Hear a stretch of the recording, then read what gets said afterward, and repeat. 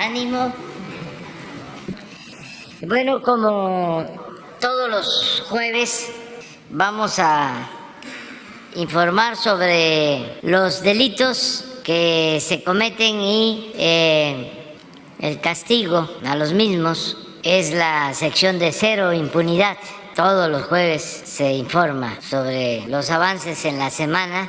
Lo va a hacer Ricardo Mejía. Y luego el antropólogo Diego Prieto, director del Instituto Nacional de Antropología e Historia, nos va a dar a conocer un video, desde luego previa introducción, de hallazgos en todo el trabajo que se está haciendo para la construcción del Tren Maya. Es el trabajo de rescate arqueológico más importante en mucho tiempo, que va a la par de la construcción del Tren Maya. Hay cientos de arqueólogos trabajando y de investigadores. Sería importante también informar sobre eso, de cuántos especialistas están trabajando en toda la ruta del Tren Maya y los descubrimientos y rescates de piezas importantísimas para que se conozca más la grandeza cultural de esta región maya de nuestro país. Esos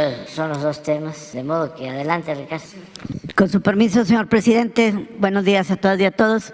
Vamos a informar sobre Cero Impunidad, que es un esfuerzo del Gobierno de México a través de la Secretaría de la Defensa Nacional, la Secretaría de la Marina, la Secretaría de Seguridad y Protección Ciudadana, la Guardia Nacional, Centro Nacional de Inteligencia, las Secretarías de Seguridad de los Estados, las Fiscalías locales y la Fiscalía General de la República. En el periodo que se informa, del 1 al 7 de diciembre, el anterior, se detuvo a 7,614 personas por parte de todas las fuerzas de seguridad del país y se presentaron, después de revisar la situación jurídica ante el Ministerio Público, 6,981 personas por presuntos delitos del fuero común y federal. Siguiente. Informar también que entre el 1 y el 4 de diciembre, la Fiscalía General de la República informó que en cumplimiento del Tratado de Extradición entre México y Estados Unidos, entregó en extradición a aquel país 4 personas de nacionalidad mexicana por diferentes delitos. Es el caso de Gabriel A., requerido por una corte de Arkansas por el delito de asociación delictuosa y contra la salud. Es el caso de Víctor H., alias El Margoro Hinojosa, por los delitos de asociación delictuosa y contra la salud, que fue entregado a una corte de Virginia. Siguiente. El caso de Carlos S., alias El Bolas, que fue entregado para ser procesado en una corte de Nueva York por delitos de asociación delictuosa contra la salud y portación de armas de fuego. Y por último, el caso de Manuel R., alias El Nello, por delitos de asociación delictuosa contra la salud y operaciones con recursos de procedencia ilícito. Este último va para Arizona. Siguiente, también informar de una sentencia relevante en el caso de la desaparición de la mexicana inglesa Claudia Uruchurtu Cruz. El pasado 7 de diciembre, la Fiscalía de Oaxaca informó que una vez desahogadas las pruebas ofrecidas y ante la contundencia del material probatorio, se logró obtener de una jueza de la región mixteca fallo condenatorio en contra de los acusados Lisbeth N., exalcaldesa de Nochistlán, Oaxaca, Juan Antonio N., alias El Centinela, Rolando N., alias El Colas, y Nelcy Janet N., por el delito de desaparición forzada, quedando pendiente únicamente la individualización de las penas el próximo lunes 12 de diciembre, pero el fallo es condenatorio. Estas personas habrían privado el día 26 de marzo a Claudia Uruchurtu, el año 2021, la privan de la libertad y a partir de un operativo que montan cometen la desaparición de Claudia Uruchurtu. Continúa la búsqueda de ella hasta dar con su localización, pero es un hecho que ya está probado que todos ellos intervinieron para desaparecer a Claudia Uruchurtu, en un tema que se trabajó la Fiscalía de Oaxaca y también la Coordinación Antisecuestros de la Secretaría de Seguridad. Siguiente. Informar que elementos del Grupo Antihomicidios de la Secretaría de Seguridad y Protección Ciudadana, junto con la Policía de Investigación de la Fiscalía del Estado de México y los elementos de inteligencia de la Policía Estatal cumplimentaron un orden de aprehensión en contra de 3 individuos presuntos integrantes del cártel de Tláhuac. Esto fue en Nezahualcóyotl, Estado de México. Se les acusa de homicidio calificado con ventaja. Está pendiente ya su vinculación a proceso. Siguiente. También informar de la detención y vinculación a proceso de presuntos abusadores sexuales de menores en el Estado de México. Ya se logró la vinculación a proceso de ambos por parte del Ministerio Público del Estado de México ante los jueces correspondientes. Es el caso de Fernando N., acusado de abuso sexual en agravio de un menor, y también de Alonso N. por el mismo cargo, los dos ya vinculados a proceso, uno en Valle de Bravo y otro en Tlalnepantla, Estado de México. Siguiente. También informar de la detención e imputación de 2 presuntos feminicidas, en este caso en agravio de Rosa Isela Castro. Estas 2 personas participaron presuntamente en la desaparición en contra de la víctima, Rosa Isela, quien estaba en condición de embarazo. Estos sujetos habrían privado de la vida a Rosa Isela y habrían sustraído al menor recién nacido, quien ya fue rescatada sana y salva, y además de la imputación por los delitos de desaparición forzada cometida por particulares, también se abrió una nueva carpeta por feminicidio en contra de estas 2 personas. Siguiente. Informar también que fueron detenidos policías municipales de Villa de Arista, San Luis Potosí, por la desaparición forzada cometida en agravio de 4 personas en octubre de 2022 en ese municipio. Los 4 fueron ya presentados ante las autoridades competentes para su vinculación a proceso penal. 5 policías municipales. Correcto. Siguiente. También informar de la detención de Cristian Alexis N., alias El Plaga, que es parte de la organización criminal conocida como Cártel de Sinaloa, esto en el Valle de Mexicali. Él pertenece también a una célula que se identifica como Los Rusos. Este sujeto, al haber sido perseguido y finalmente detenido, cometió el delito de tentativa de homicidio en agravio de elementos policiales. Por este hecho ya fue detenido y fue vinculado a proceso penal. Siguiente. También informar que ya fue vinculado a proceso penal Francisco N., director responsable de obra en el caso Repsamen. Este fue un trabajo de la Fiscalía General de Justicia de la Ciudad de México. Como ustedes recordarán, se le acusa de homicidio en comisión por omisión bajo el esquema de dolo eventual en agravio de 26 personas, entre ellas 19 menores de edad. Ya fue vinculado a proceso penal. Siguiente. Dentro de las acciones que se llevan a cabo en Cajeme, Sonora, por parte de las fuerzas federales del Gobierno de México, pero en especial de un grupo de la Coordinación Nacional Antisecuestros, que tiene un trabajo permanente desde enero del presente año, informamos que se ha contribuido junto con las fuerzas federales y la Fiscalía General de Justicia de Sonora a la ejecución de órdenes de aprehensión por homicidio, feminicidio, violencia sexual, narcomenudeo y secuestro, entre otros delitos, y a la fecha siguiente se ha detenido a 234 generadores de violencia en esta región. Son los casos. Y se sigue reforzando en coordinación con el Gobierno de Sonora las acciones para fortalecer esa región. Por otro lado, informar que en los trabajos que lleva a cabo la Guardia Nacional y la Secretaría de la Defensa Nacional, en coordinación con fuerzas de seguridad local, en el periodo que se informa se detuvo a 59 personas, se aseguraron armas, droga y equipo balístico en diferentes zonas del país. En Mérida, Yucatán, 2 personas con 650 kilogramos de cocaína. En Culiacán, 3 personas con 2 armas largas, 2 armas cortas y chalecos tácticos. Siguiente. En Caborca, un agresor detenido con 3 armas largas y cargadores y ponchallantas. En Uruapan, Michoacán, 5 personas detenidas, entre ellas 2 menores de edad, con 5 armas largas y cargadores. Siguiente. En Guaymas, Sonora, se realizó un operativo el pasado 30 de noviembre y personal de Sedena, después de repeler una agresión, pudo detener a 6 personas y les aseguró armamento, equipo táctico táctico y vehículos. Se vincula a estos sujetos con el grupo delictivo Los Salazar, afines al Cártel del Pacífico. Además de la detención de los mismos, se aseguraron 15 armas largas y 570 cartuchos, entre otros objetos. Siguiente. También en Culiacán se detuvo también a integrantes del Cártel del Pacífico con arma corta, 8 kilos de metanfetamina y también vehículos. En Zaguayo, Michoacán, 5 personas detenidas con 9 armas largas que aparecen aquí. Siguiente.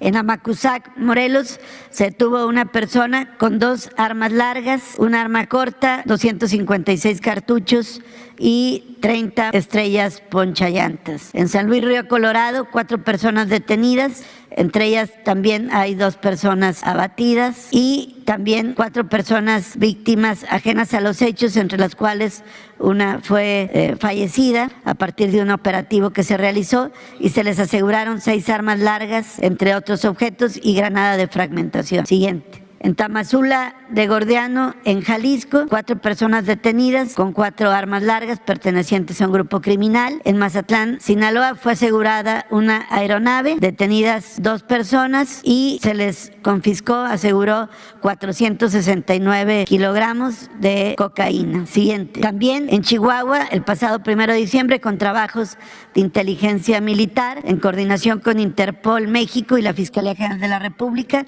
se obtuvo la detención de Gilberto N. tras cumplimentar una orden de detención con fines de extradición. Este sujeto se le identifica como presunto operador del Cártel del Pacífico, con presencia en el estado de Chihuahua por diferentes delitos que se le imputan en Estados Unidos. Siguiente. En Uruapan, Michoacán, el pasado 4 de diciembre, personal de la Sedena, con apoyo del Centro Nacional de Inteligencia, lograron la detención de Armando N. alias El Panther, a quien se le vincula con el homicidio de 16 personas en Uruapan, de igual manera con 2 enfrentamientos armados entre integrantes de la delincuencia organizada en el municipio de San Juan Parangaricutiro, en donde resultaron 4 personas fallecidas, y en ese operativo seguramente varios de ustedes recordarán que se detuvo a 44 presuntos delincuentes a quienes se les desarmó, se les presentó ante el juez de control y todos están vinculados a proceso, pero faltaba detener al Panther, vinculado al Cártel Jalisco Nueva Generación, que es considerado el principal generador de violencia en la zona purépecha, en el estado de Michoacán, acusado de homicidios, extorsiones y secuestros. Es una detención muy relevante. Siguiente. En Culiacán también se logró detener a 6 personas a quienes se les aseguraron 30 armas largas. Esto fue después de realizar diferentes cateos y órdenes técnicas en coordinación con la Fiscalía Especializada en Materia de Delincuencia Organizada de la Fiscalía General de la República.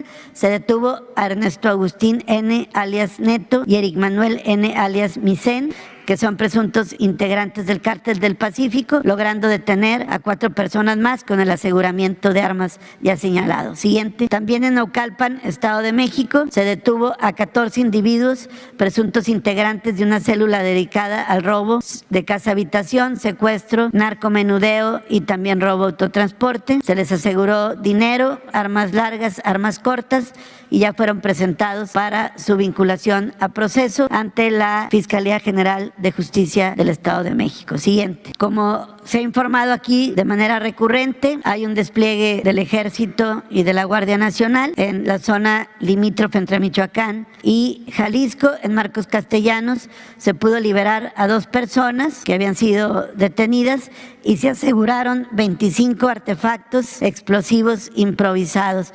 Todo esto es a raíz de los hechos de San José de Gracia del pasado 27 de febrero de este año, y como resultado de todo este despliegue y acciones, a la fecha hay, siguiente, 87 generadores de violencia detenidos, entre ellos 2 autores materiales de los hechos de San José de Gracia, en todos los municipios de Tizapán, Manzanilla de la Paz, Santa María del Oro, Mazamitla y San José de Gracia. Siguiente. Por parte de la Secretaría de la Marina, informar que también en diferentes acciones, en el despliegue que llevan a cabo en Guaymas, Sonora, en coordinación con la Policía Municipal, lograron detener a Mario Alejandro N. alias El Tata y a Javier N. alias El Poncholo, quienes fueron heridos, pero finalmente sometidos conforme a la ley del uso de la fuerza y fueron vinculados. Ambos identificamos como parte del grupo criminal La Plaza. Se les aseguró un arma larga, cartuchos, chalecos balísticos, cristal y marihuana, entre otros objetos. Siguiente. También en Empalme y Guaymas, Sonora, personal de la Marina logró la detención de 3 personas pertenecientes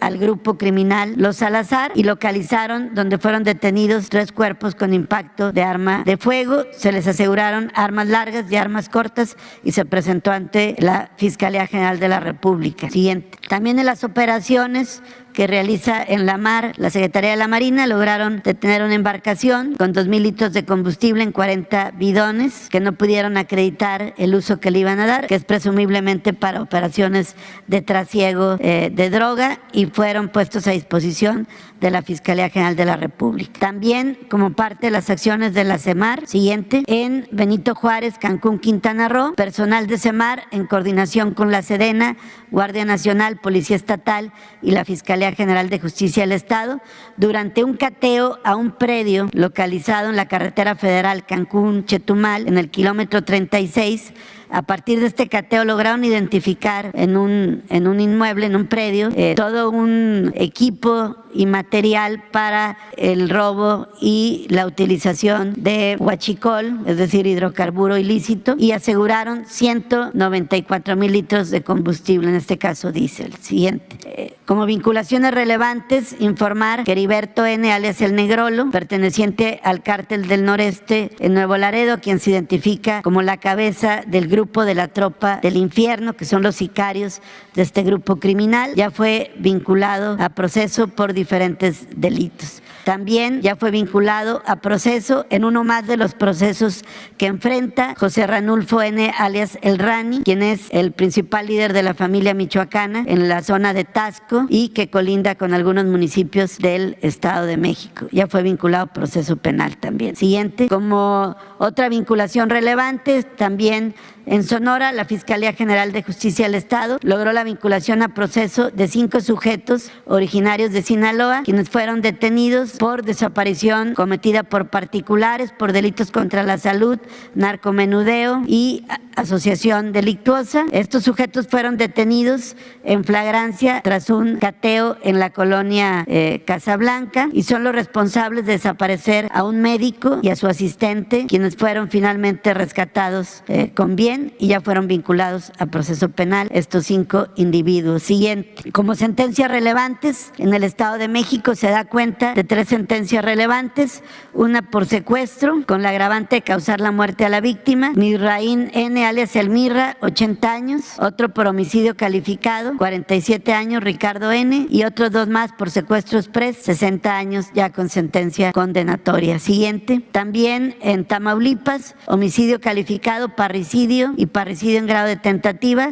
Aquí fue una sentencia acumulada de 133 años por un juez penal en el estado de Tamaulipas, y otra más también en esa entidad de 50 años de prisión por el delito de secuestro agravado. Siguiente. En el caso de Sonora, un triple homicida obtuvo una sentencia condenatoria por 93 años y 9 meses de prisión. Siguiente. Y en el caso que aquí se informa cada semana de las detenciones vinculadas a feminicidios, informar que hubo 24 detenidos y 5 de ellos sentenciados, 2 detenidos en la Ciudad de México, 1 en Tamaulipas, 2 en San Luis Potosí, 2 sentencias condenatorias en Guerrero, en el Estado de México un detenido, en Jalisco un detenido, en Tabasco un detenido, en Baja California Sur y Yucatán 2 sentenciados, 1 y 1 respectivamente, en Puebla 1, siguiente, en Chihuahua son 5 detenidos y un sentenciado, en Michoacán 3 detenidos y en Sinaloa 2 detenidos. Siguiente.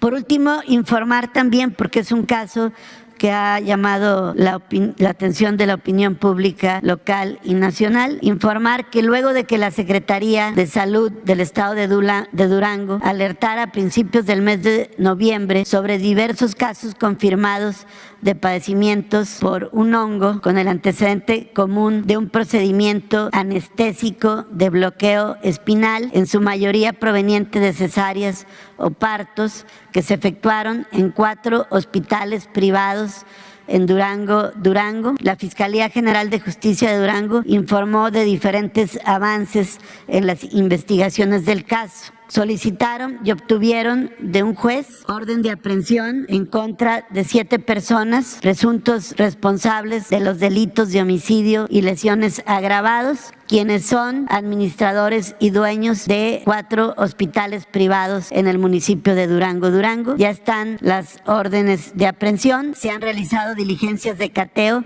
en 13 domicilios particulares para su búsqueda, sin resultados positivos hasta el momento, por lo cual se consideran prófugos de la justicia. Ya está la colaboración en las 32 entidades federativas por parte de la Fiscalía General de la República e Interpol, por el Instituto Nacional de Migración y la Secretaría de Relaciones Exteriores para su localización y aprehensión. Se han embargado 17 bienes para garantizar la reparación del daño a las víctimas. En información actualizada al día 7 de diciembre por la Secretaría de Salud de Durango, hay 71 casos confirmados y a la fecha, desafortunadamente, 23 decesos. Siguiente. En el caso de los periodistas asesinados durante el presente año, se siguen en los procesos penales con los detenidos y que ya están vinculados a proceso penal, y esperamos que se pueda avanzar ya para informar sobre nuevas sentencias condenatorias. ¿Sería cuánto? Muy buenos días, señor presidente. Buenos días, subsecretario, compañeras y compañeros de los medios. Como lo venimos haciendo periódicamente, informaremos de los avances de este inmenso trabajo arqueológico que se está llevando a cabo de la mano del proyecto prioritario del Gobierno de México, que es el Tren Maya. Primero, y como lo planteaba el señor presidente, destacar que se trata de la investigación arqueológica más amplia que se haya llevado a cabo en el área maya de México y, bueno, en el área maya de Mesoamérica en general, en toda la historia. Tenemos presidentes desplegados en campo, más de 950 especialistas, de los cuales 50 son personal del INAH y alrededor de 900 son profesionistas contratados específicamente para este proceso de investigación. Más de 450 arqueólogos y otros especialistas en antropología física, etnología, historia, biología, medio ambiente, topógrafos, droneros, por supuesto también restauradoras y restauradores de bienes culturales. Esta investigación, para que tengan ustedes una idea general de qué se trata, tiene 3 grandes etapas.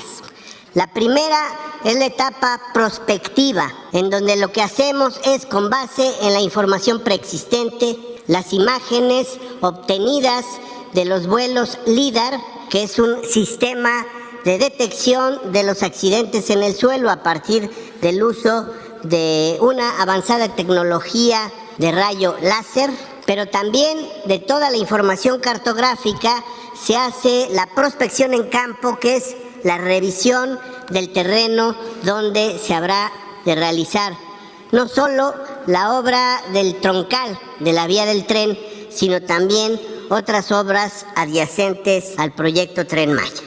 La segunda etapa tiene que ver con el registro, excavación y recuperación del material en la información arqueológica. Tenemos que ir a campo, ningún vuelo LIDAR sustituye el trabajo de campo y tenemos que ir recuperando la información antes de que la obra se desarrolle y precisamente para poder ir definiendo los vistos buenos para que la obra avance.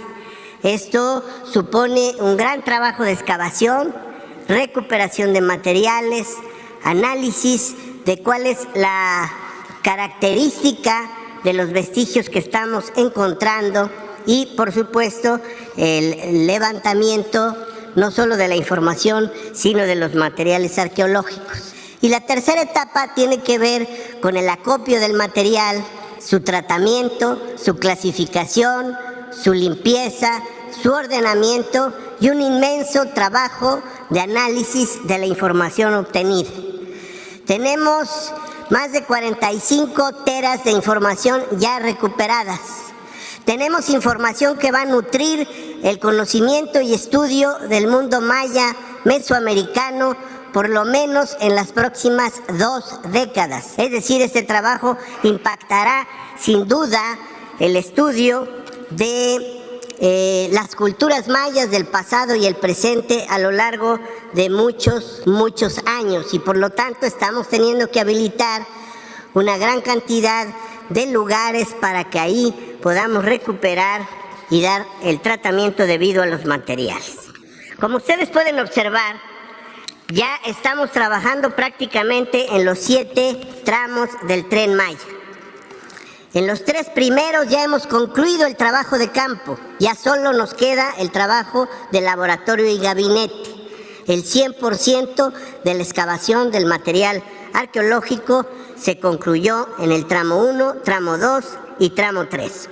En el tramo 4 tenemos muy avanzada la tarea de excavación de los materiales arqueológicos, de manera tal que solo nos queda alrededor del 18% de la excavación que tenemos programada realizar en este tramo. Esperamos esto concluirlo a más tardar en lo que resta de este año 2022. En los tramos 5, 6 y 7, que se han iniciado con posterioridad, estamos en la fase de prospección. En el tramo 5 esta fase ya concluyó. Estamos iniciando entonces en este tramo las tareas de excavación que, por supuesto, tendrán que avanzar con mucha celeridad para que pueda desarrollarse convenientemente y a tiempo la obra del Tren Maya. En los tramos 6 y 7 tenemos en el 6 ya muy avanzada la fase prospectiva y por lo tanto estamos también ya iniciando las tareas de excavación, lo mismo que en el tramo 7, que es el tramo que tiene la mayor longitud y del que hablaremos a continuación. Por otra parte, como hemos estado informando, junto con esta gran investigación de salvamento arqueológico, tenemos el programa de mejoramiento de zonas arqueológicas Promesa, que habrá de beneficiar a 26 zonas arqueológicas, unas ya abiertas al público y 2 que se abrirán gracias a este programa de habilitación, acondicionamiento y mejoramiento de servicios al público visitante en las zonas arqueológicas consideradas en el programa, una en el estado de Chiapas, una en el estado de Tabasco, 10 en el estado de Yucatán, 10 en el estado de Quintana Roo y 4 en el estado de Campeche, como lo observan ustedes en la infografía que estamos presentando. La siguiente, por favor. Simplemente para dar cuenta de algunos hallazgos relevantes, en la ocasión pasada les dimos a conocer una muy interesante estela maya obtenida en la zona arqueológica de Uxmal. Esta es una escultura de piedra caliza de tamaño natural, es decir, el personaje que se está recuperando y que está labrado en piedra caliza, como les decía, mediría aproximadamente 1,68 m. Es una figura humana decapitada, lo que representa seguramente a un guerrero que fue prisionero en combate y que su representación en piedra está ofrendada a las estructuras de esta zona arqueológica que es Oxquintoc, Yucatán, que forma parte de la Ruta Puc. Es una de las zonas más al poniente de la Ruta Puc, ya en los límites con el estado de Campeche. En el video que presentaremos a continuación, damos cuenta del inmenso trabajo que habrá de desarrollarse junto con el tramo 7, que es el tramo que pasa en los límites de la reserva de la biosfera de Calakmul, que pasa por una zona de enorme riqueza natural y cultural y que pasa en las cercanías de esta zona impresionante que es Calakmul, patrimonio cultural y natural de la humanidad. Adelante.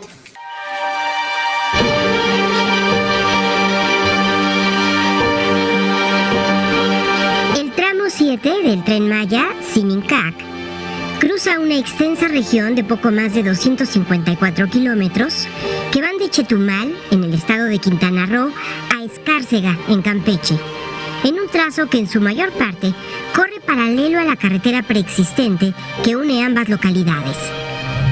Hablamos de la región conocida como Selva Maya, uno de los sistemas ecológicos de mayor importancia en el mundo, considerado el bosque tropical más extenso de México y el segundo en América, con inmensas reservas naturales, entre las que destaca la de Calakmul, patrimonio natural y cultural de la humanidad.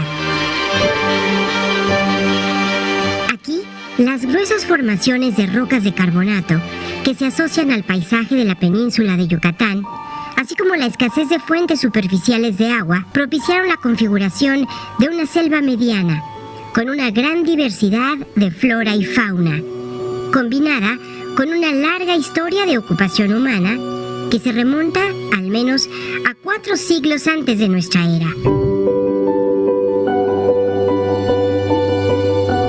Razón por la cual podemos afirmar que la totalidad de la superficie de la actual reserva de la biosfera de Calakmul responde a un paisaje intervenido de manera virtuosa por los antiguos mayas. Hablamos de un caso excepcional de adaptación humana y manejo de un entorno natural que a primera vista parecería poco adecuado para el desarrollo de una sociedad tan compleja que llegó a sustentar a decenas de miles de habitantes. Así, en sus más de 700,000 hectáreas, se conocen cerca de 300 sitios arqueológicos que hablan de un mecanismo de subsistencia sustentado en el desarrollo de la milpa maya y el aprovisionamiento hídrico mediante aguadas artificiales para conducir y almacenar el agua de lluvia. La antigua Oxtetún Chicnab, nombre prehispánico de Calakmul, estuvo rodeada de numerosos asentamientos de diverso tamaño y extensión, articulados en una amplia red urbana que incluía albarradas para la delimitación de predios, terrazas, apiarios, aguadas, canales y caminos que permitieron la subsistencia de una numerosa población, como se aprecia en las imágenes LIDAR que recientemente se han obtenido a partir de un esfuerzo conjunto de Lina e instituciones académicas mexicanas, canadienses y norteamericanas de reconocido prestigio. Para el cuidado y conservación del sitio arqueológico, el Programa de Mejoramiento de Zonas Arqueológicas, PROMESA, prevé la realización de trabajos de conservación en las estructuras abiertas a la visita, así como la restauración de sus elementos decorativos, como el friso de la subestructura 2C, espectacular obra de más de 19 metros y casi 2.400 años de antigüedad, en que se representan diversas deidades como Shak, dios de la lluvia, los mascarones del dios del maíz en la parte inferior del recinto, o las pinturas de la subestructura de la Acrópolis Chicnab, únicas por su belleza y riqueza pictórica.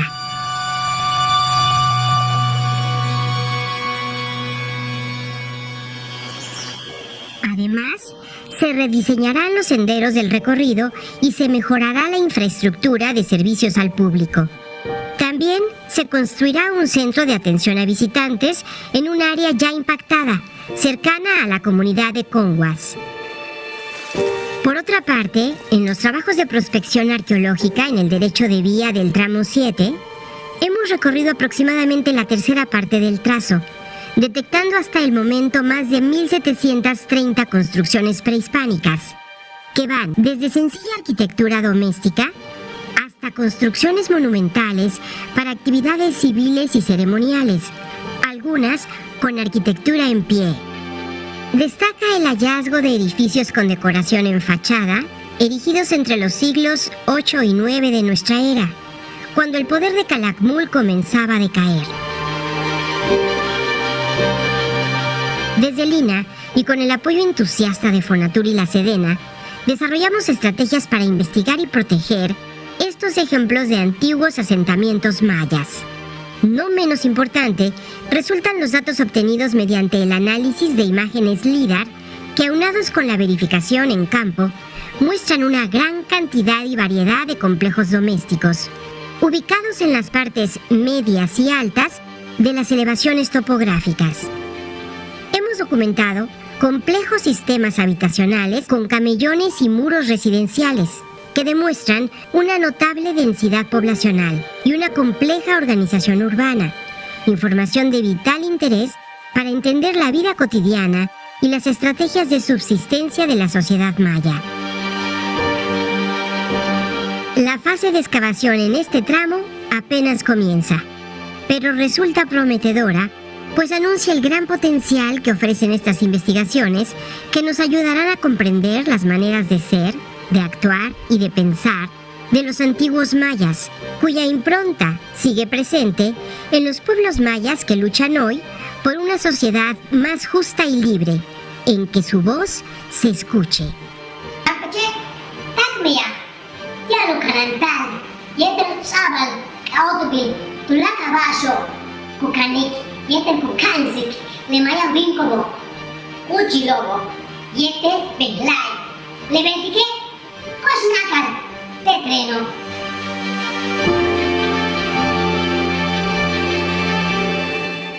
Es todo, presidente.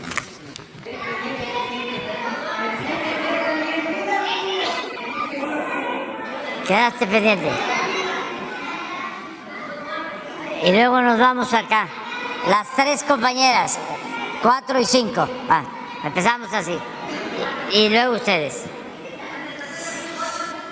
Buenos días, señor presidente. Buenos días, señor subsecretario, señor director de Lina. Felicidades. Daniel Marmolejo, de 4A República y Sin Línea MX. Señor presidente, cuando llega un gobierno nuevo, se esperan muchas cosas de esa llegada. Y acaba de suceder en semanas recientes algo muy importante en el estado de Hidalgo, y concretamente con la llegada del gobernador Julio Menchaca Salazar. Se trata de una investigación que ha dado como resultado el descubrimiento de una estafa siniestra. Esta estafa siniestra comprendería el involucramiento de al menos 13 presidentes municipales en una defraudación a través de una operación sistemática, recurrente, con características que pudieran darse también en otros estados del país. Es un quebranto hasta el momento de más de 522 millones de pesos, en donde además de 13 presidentes municipales estarían involucradas al menos 3 secretarías de Estado, del Estado de Hidalgo, del gobierno de Omar Fayad. Se trata hasta el momento en las investigaciones de los presidentes municipales de Epazoyucan, quien tendría una defraudación aproximadamente de 14.215.780 pesos. El de Huautla, de 26.615.780 pesos. De Nopala de Villagrán, de 71.960.890 pesos. De Yagualica, 15 millones de pesos. En el caso de Nopala de Villagrán, el presidente municipal se encuentra prófugo. Los otros están detenidos y se esperaría, además, que se terminaran de integrar las carpetas de investigación sobre el resto de presidentes municipales, que repito, hasta el momento son 13. Pero es la punta del iceberg de una operación de defraudación muchísimo más grande, de miles de millones de pesos en ese mismo gobierno. Debo señalar que el oficial mayor, el ex oficial mayor, Martiniano Vega, tiene una orden de aprehensión también. Estarían en este momento promoviéndose los relevos de los presidentes municipales. Este es un caso único en la historia de nuestro país. Al mismo tiempo, en esta complejidad que se ha dado, en ese gobierno pasado de Fayad, que será tristemente recordado por la explosión de Tlahuelilpan, ocurrió incluso el secuestro de datos de la Secretaría de Educación Pública del Estado, en donde tuvieron acuerdos con grupos criminales de hackers, donde habrían transferido 144 millones de pesos a través de bitcoins a estas organizaciones, pero nos lleva a muchas interrogantes. ¿Cómo operaba esta red? A través de empresas fachada. Este es un trabajo de investigación muy importante del gobernador Julio Menchaca, del encargado de despacho de la Procuraduría Estatal, que todavía no es Fiscalía, Santiago Nieto, y del secretario de la Contraloría, Álvaro Bardales, quienes han trabajado conjuntamente para analizar y tratar de encontrar las responsabilidades en ejercicios recientes. Estamos hablando prácticamente del último año previo a las elecciones. Estas operaciones de 522 millones pudieran tener relación con otros estados del país que estarían aplicando las mismas siniestras estrategias de defraudación, de estafa. Y habría que preguntarse qué le quedó de recursos públicos a los presidentes municipales, qué operó desde la Contraloría Superior del Estado, el secretario de la Contraloría, César Román Mora, quien se encuentra amparado y sería la cabeza operativa, junto con algunos operadores de la propia Contraloría, de esta estafa siniestra. Hay muchas más investigaciones, al menos hay otras 9 carpetas de investigación sobre otros presidentes municipales. No se ha abierto la información, incluso yo reservaría para evitar dañar el debido proceso, señor presidente, pero esto es extraordinario en un gobierno que todavía no cumple los 100 días y con presidentes municipales en funciones. Puedo suponer incluso que en el Estado de México hay operaciones similares. Se están haciendo investigaciones también desde el punto de vista periodístico. Barrer las escaleras de arriba hacia abajo, señor presidente, y no atrapar charales, sino peces gordos. No sé si tenga usted una reflexión sobre la limpieza que se está haciendo y esta cuestión que es la estafa maestra, que además es un daño en las administraciones municipales a los recursos que estarían siendo aplicados para diferentes necesidades de una sociedad carenciada como es la del Estado de Hidalgo, de los pueblos de Hidalgo. La primera, tengo una más y una para el subsecretario, si me lo permite. Bueno, pues nosotros celebramos que se esté llevando a cabo esta investigación. Corresponde a las autoridades del gobierno de Hidalgo y están actuando de acuerdo con sus atribuciones y responsabilidades.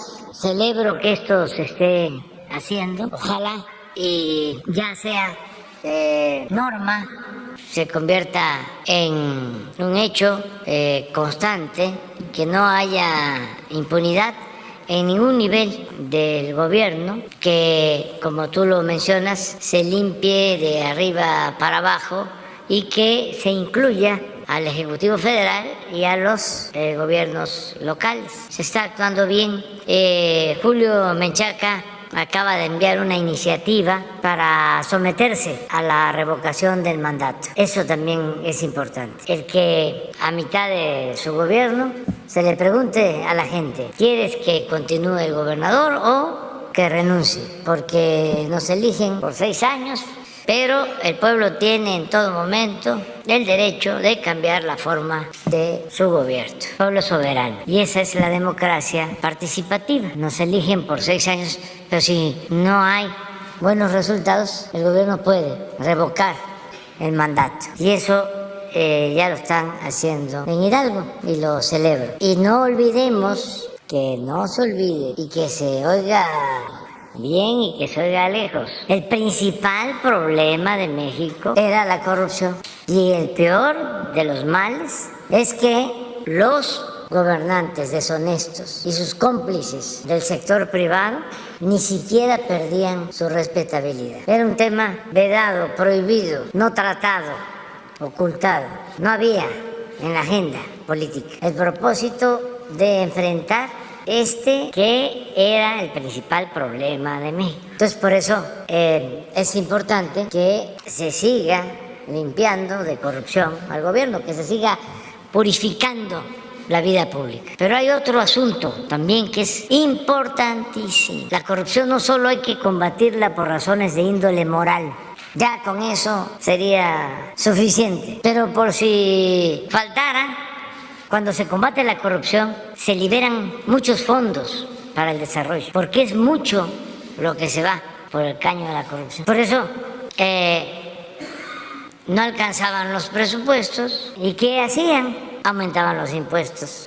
Tenían una frase muy cínica de decir, es doloroso, pero ni modo, nos tenemos que apretar el cinturón. El gobierno no se apretaba el cinturón, era el pueblo. Por eso los aumentos de impuestos, me acuerdo muy bien todavía, cuando estábamos llegando aquí para ser jefe de gobierno y me entrevisto con el presidente electo Vicente Fox en una casa en Las Lomas que le había prestado Roberto Hernández. Un mes de septiembre, porque pasó la elección y no nos veíamos hasta septiembre. Y lo primero que me plantea es que teníamos que aumentar el IVA.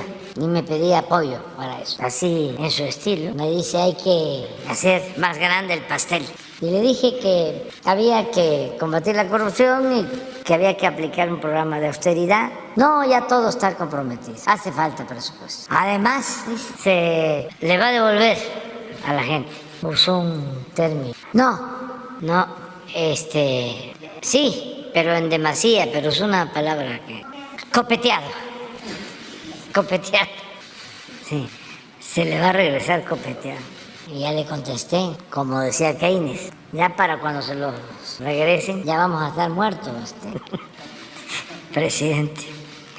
Y no, acepté, pero ya lo tenían convencido, porque antes de tomar posesión todavía hubo otro intento, y como entonces para la autorización del techo de endeudamiento se necesitaba el apoyo de Hacienda, el gobierno de la ciudad necesitaba que Hacienda autorizara el techo de endeudamiento. Me vuelven a insistir, pues ya estaba Krill, ya estaba el secretario de Hacienda, Gil Díaz, y todavía Fox estaba fresco, no estaba como se puso después, endurecido y amargado.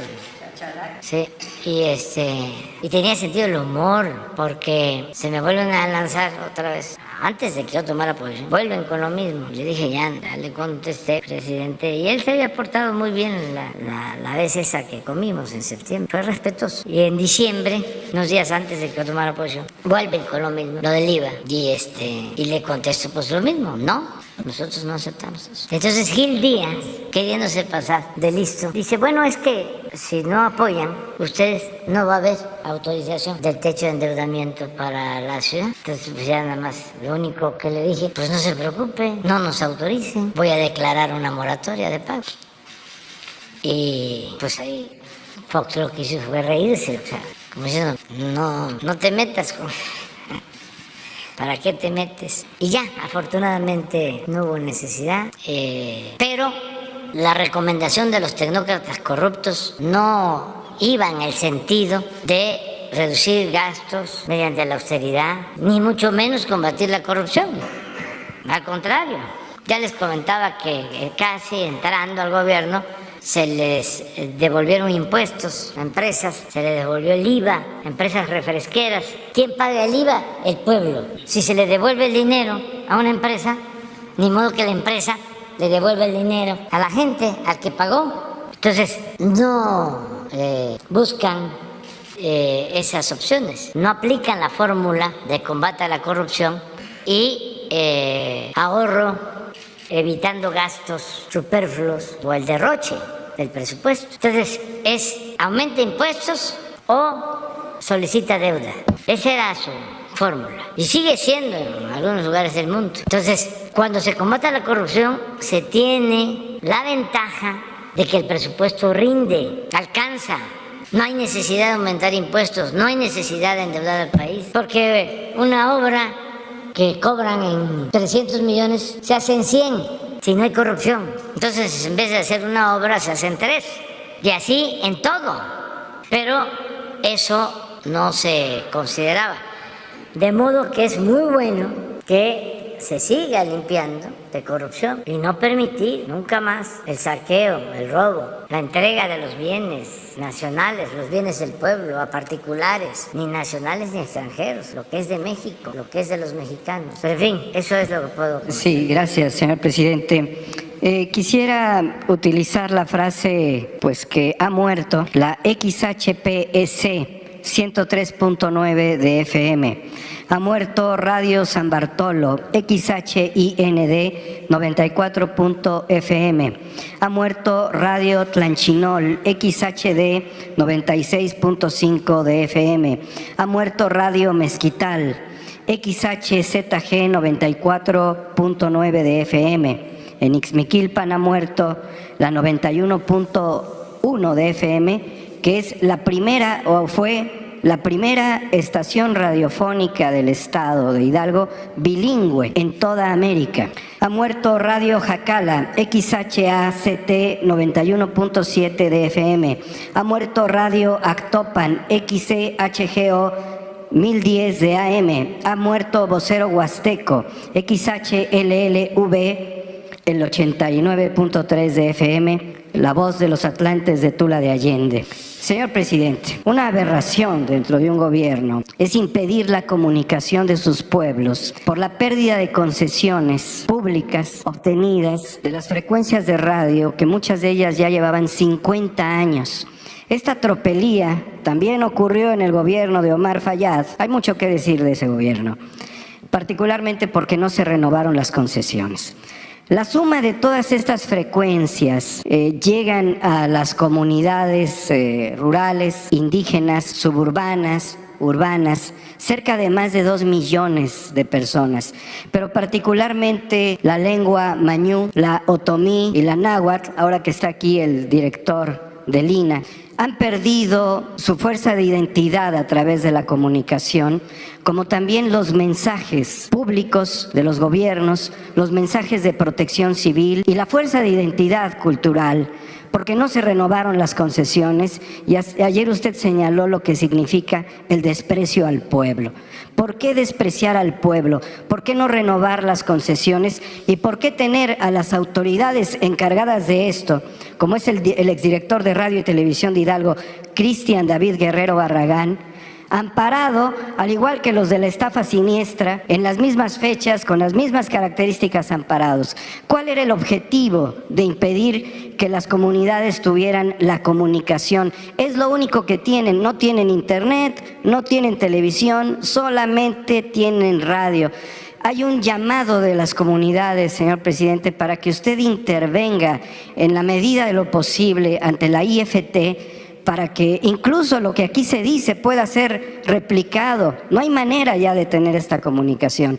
Esta aberración, desde luego, debe de tener ya denuncias de tipo administrativa contra estos funcionarios, pero no se puede despreciar al pueblo y quitarles la única fuerza de comunicación, como son las frecuencias que acabo yo de mencionar.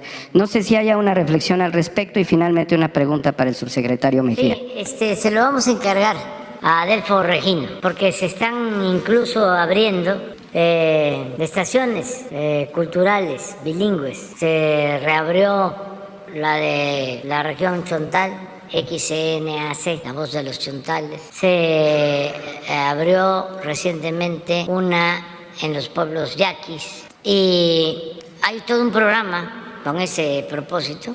Entonces, Adelfo Regino va a tomar en cuenta lo que estás planteando y todo lo que se pueda hacer, porque son radios comunitarias, radios culturales importantísimas, como tú lo señalas, sobre todo para mantener costumbres, tradiciones, las lenguas en Hidalgo, de la cultura ñañú y de muchas otras culturas en Hidalgo y en todo México. Son alrededor de 60 culturas, 60 etnias y tienen que tener sus medios de comunicación.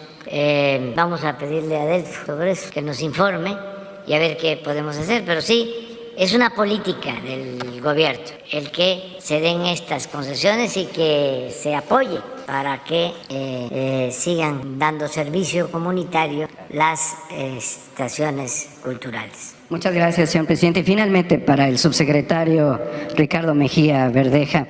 Señor subsecretario, yo en diciembre del 2020 señalé aquí que Genaro García Luna había instalado un cártel en Palacio Nacional.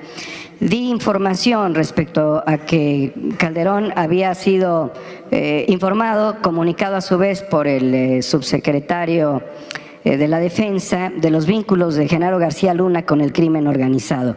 Estamos muy próximos al juicio que se celebrará en Estados Unidos contra Genaro García Luna. Y estamos también en la posibilidad de que México, y más aún la Secretaría en la que usted se encuentre, nos dé una información de cómo operaba toda la estructura de corrupción de Genaro García Luna con Luis Cárdenas Palomino, con Facundo Rosas, con Ramón Eduardo Pequeño García, con Manuel Becerril, con Eusebio Millán, con Domingo González Díaz, porque en las declaraciones que seguramente va a entregar Edgar Valdés Villarreal, conocido como la Barbie, y de acuerdo con la información que yo he podido obtener, se señalaría algo muy grave: la presencia del crimen organizado en la residencia oficial de Los Pinos con Felipe Calderón. Pero no podemos estar esperando, y yo me atrevo a decir que la Fiscalía General de la República nos entregue información. Y México necesita hacer un exorcismo de todos estos demonios neoliberales, porque además están vinculados con toda la operación golpista, señalando al mismo Calderón y lo que sucede en Argentina, lo que ha sucedido en Bolivia, lo que ha sucedido en Perú, en fin, ese es otro menester. Pero quizás sería importante ver en esa pantalla cómo operaba García Luna y sus secuaces en la secretaría en la que usted forma parte, siempre y cuando el presidente de la República lo permitiera. Muchas gracias. Sí, yo pienso que en este caso, sin rechazar tu petición, sería bueno que Ricardo preparara un informe y el próximo jueves te entrega, para no caer en conjeturas o improvisar, sino que realmente se tiene como elementos, pruebas para actuar con responsabilidad, ¿no?, y seriedad ante esto, si te parece. Vámonos, las tres. Buenos días, señor presidente. Buenos días, señor presidente. Soy Yesenia Peralta de Business Energy de Tabasco. Tengo una pregunta para ustedes con respecto a la elección del secretario general del Sindicato de Trabajadores Petroleros de la República Mexicana. Algunos de los participantes presentaron amparos indirectos que actualmente están en curso ante la autoridad judicial, dado que está demostrado fehacientemente que Ricardo Aldana es trabajador de confianza en Pemex y no debió participar en este proceso, además de tener 50 años de antigüedad, con lo que ya debería de haber sido jubilado. Todo esto con la anuencia del comité electoral formado por los propios funcionarios del sindicato y de la Secretaría de Trabajo. Si esta circunstancia se acredita ante el juez de la causa, ¿se ordenarían nuevas elecciones y qué posibilidad existiría de que el INE vigilara este nuevo proceso? ¿Se harían nuevas elecciones? Nosotros nos apegamos a lo que decidan, en este caso las autoridades laborales. Si hay estos amparos, si hay estos juicios y se nos convoca a que se renueve el proceso de elecciones, se hace, pero no podemos nosotros tomar ninguna decisión si no es por mandato de un juez en este caso, ¿no? Vamos a esperar el resultado. Los resultados. ¿Sí? Fíjese.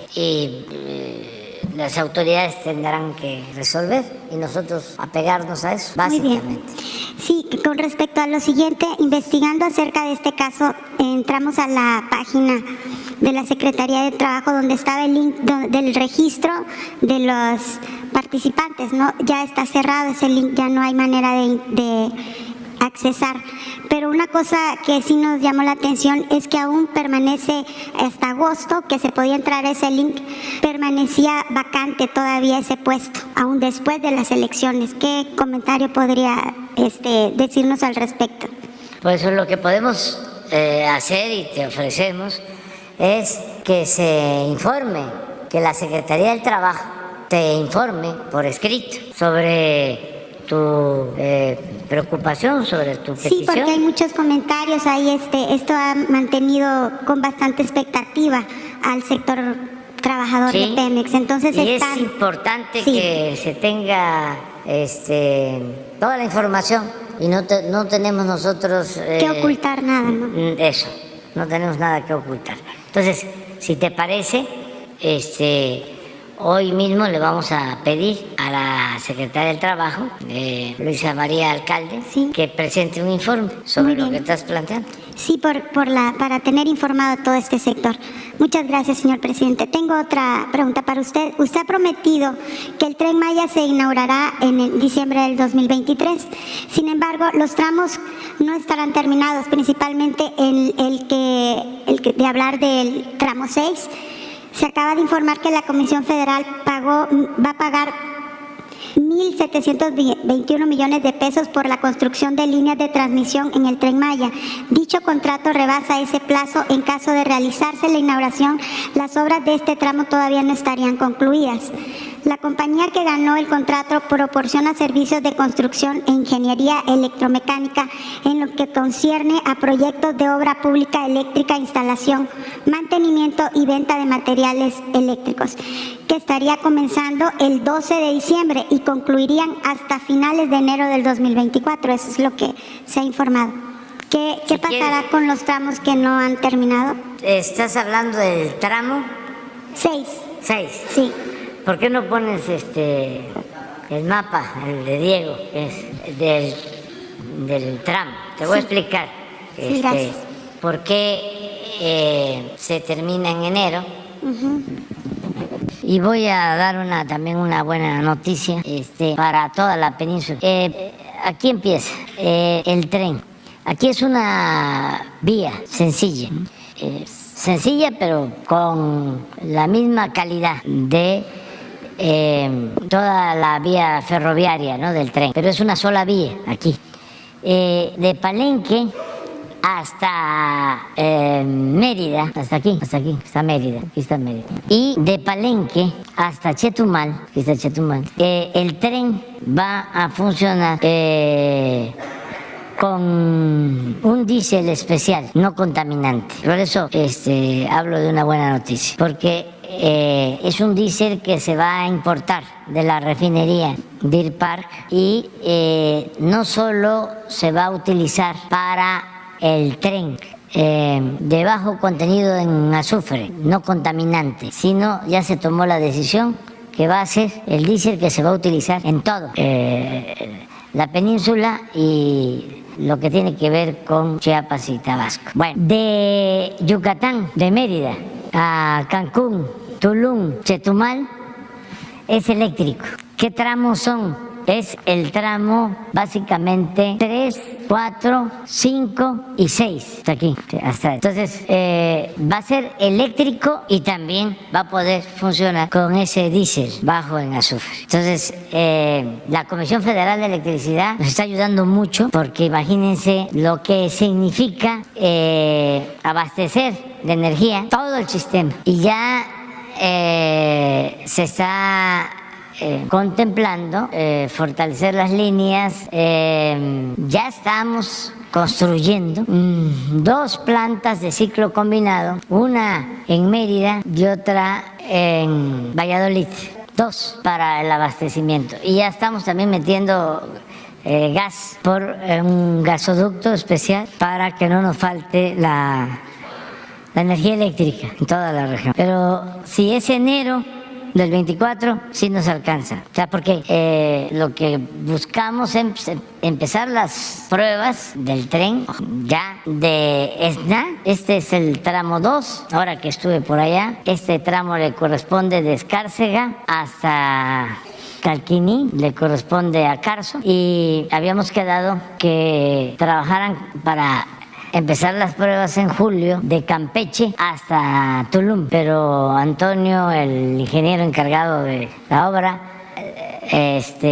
ofreció, y están trabajando muy bien día y noche, de que podemos iniciar el periodo las prácticas, las pruebas en Esna, antes de Campeche, para el tren. Pero sí están allá trabajando los ingenieros de la Comisión Federal de Electricidad.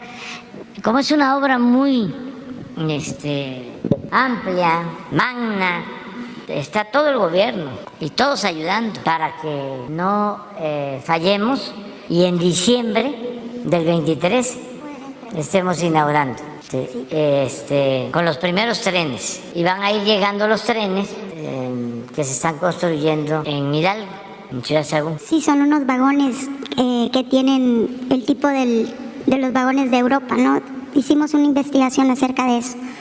Sí, es Alstom y Bombardier en Ciudad Sagún. Ya están construyendo el primer tren. Nos están invitando a ir a verlo, pero pues estamos en esto. Sí, señor presidente, en Palenque hay un aeropuerto, pero ¿usted considera que tiene la capacidad en estructura y en el tráfico aéreo para cuando esté el Tren Maya?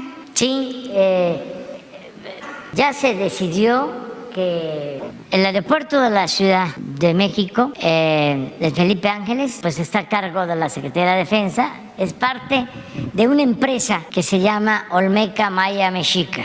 Sí. Es un corporativo que va a manejar aeropuertos, el Tren Maya y una nueva línea aérea. ¿Por qué? Con la defensa.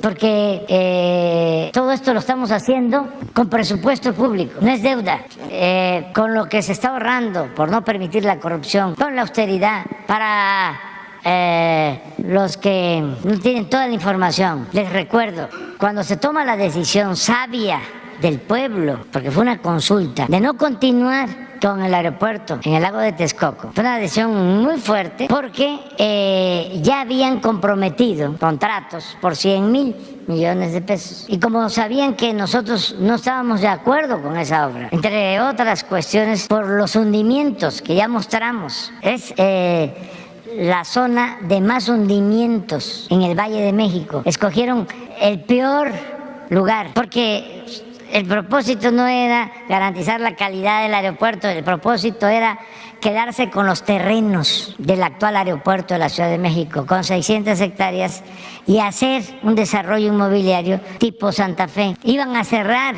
el actual aeropuerto, iban a cerrar el aeropuerto militar de Santa Lucía. Incluso el hangar que habían hecho para el avión presidencial, que lo cobraron en 1,000 millones de pesos, lo que tenían que desmontar. Entonces decimos, no, vamos a resolverlo de otra manera, y la gente nos ayudó y pagamos los 100,000 millones. A nadie le quedamos a deber nada. Tenían estimado ejercer para el nuevo aeropuerto 300,000 millones de pesos. Estimados, como estimaron que iban a costar 30,000 millones de pesos el tren Toluca-Ciudad de México. Y lo vamos a terminar el año que viene, pero con 90,000 millones. Estamos hablando de 3 veces más. Bueno, el estimado del aeropuerto eran 300,000 millones. ¿Qué hicimos? Pagamos los 100,000. Nos costó 75,000 el nuevo aeropuerto Felipe Ángeles. Y nos ahorramos del estimado 125,000 millones de pesos. Ese fue el ahorro.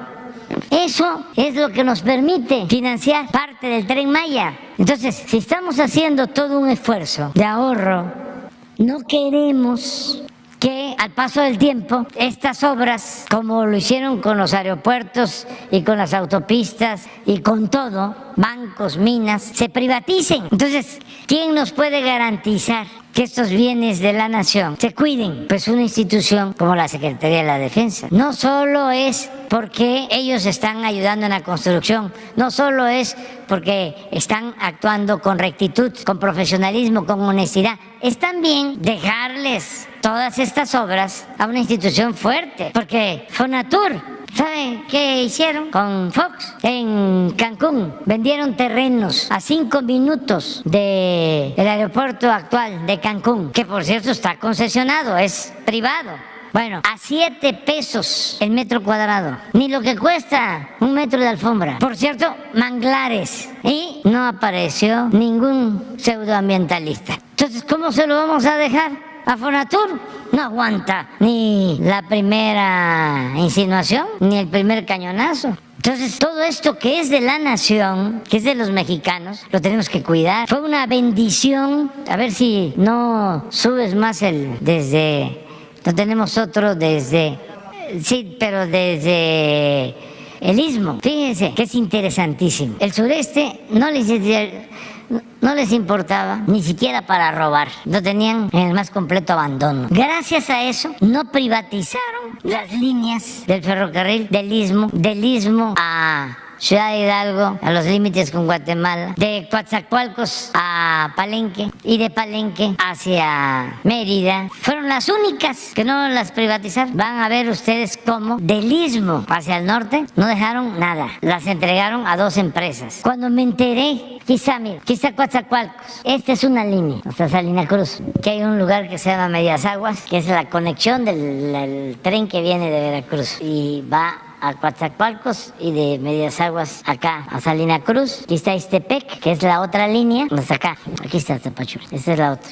Pues aquí, de aquí para acá, no privatizaron. Como 3,000 kilómetros, que son los que vamos a dejar públicos. De aquí para acá, todo privado, todo. Entonces, la Secretaría de la Defensa, por lo que estás planteando, va a manejar, tiene a su cargo, como parte de la empresa, el aeropuerto de Palenque, el aeropuerto de Chetumal, por aquí está, el nuevo aeropuerto de Tulum. Cancún ya dije que está concesionado, pero no está concesionado Campeche. Mérida está concesionado y Campeche no. Campeche también lo va a manejar la empresa. Y Ciudad del Carmen, que no está concesionado, lo va a manejar Marina. De hecho, señor presidente, todos los aeropuertos que están involucrados en la ruta del Tren Maya deberán tener una importancia, ¿no? Porque Palenque, la verdad, no cuenta con la estructura en este momento. No tiene, por ejemplo, y se va a rehabilitar y va a tener su almacenamiento de combustible, que no tiene. Pero ya terminamos la rehabilitación de Chetumal, ya empezó la construcción del aeropuerto de Tulum. Este es un aeropuerto internacional de primera, lleva pues un avance como del 20%. Lo vamos a estar inaugurando en diciembre del año próximo, este aeropuerto. Y la línea aérea, por eso también nos va a ayudar mucho, no solo para los viajes hacia el sureste. Por ejemplo, Campeche, ahora que fui y que anunciamos lo de la nueva línea, muy contentos porque hay un viaje a Campeche, un vuelo, 15,000 pesos el boleto. Entonces, no es nada confiable todo eso para las personas. Entonces, sí vamos a tener la línea aérea. Queremos que se llame Mexicana de Aviación por todo lo que significó esa empresa, que fue pública, que estuvo muy bien manejada durante años. Un señor que era su director, de apellido Sosa, papá de Raquel Sosa, fue como 20, 30 años director, nombre recto, nada de pérdidas en esta línea pública durante mucho tiempo. Y estamos haciendo un avalúo de la marca, del emblema, del nombre de Mexicana, porque aceptaron los trabajadores que se tome el mismo nombre. Sí, que se les pague lo que pueda costar usar el mismo nombre. Sí, y estamos pidiéndole al evaluador pues que tome en cuenta no solo lo que significa la marca ahora, porque antes pues tenía más conocimiento y lo ha ido perdiendo por el paso del tiempo. Sin embargo, pues es un bien de los trabajadores. Para volver a posicionar la marca y el nombre de la Y aerolínea. para tener Mexicana de Aviación. Sí. Ahora, si no se puede, pues tenemos que buscar otro nombre. Lo que pasa ¿Mande? es que está registrado ya el nombre. Eso va poco a poco, pero lo de la marca les puede permitir un apoyo, aunque sea mínimo. Estamos buscando no actuar